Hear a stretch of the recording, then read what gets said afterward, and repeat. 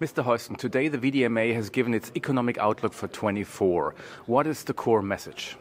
Well, we're in challenging waters, looking at the order backlog, which is still high on the one side, but at the reduced order income throughout this year, we have reduced our prognosis for the next year from -1 to -4 in real production. The major reason being that we have a minus of 13% in orders in the first 10 months of 23. Europe is the most important market for the industry, and Europe has a huge election ahead of it, and there will be changes. What do you expect from this process in the upcoming year?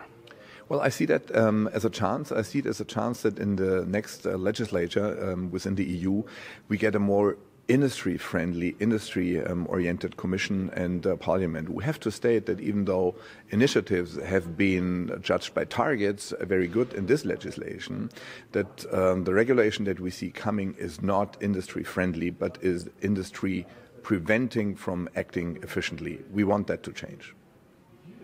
The world is moving away from global free trade, and Europe is in the midst of this process between the US and China mainly. What sort of atmosphere does this create for the industry when you look into the future?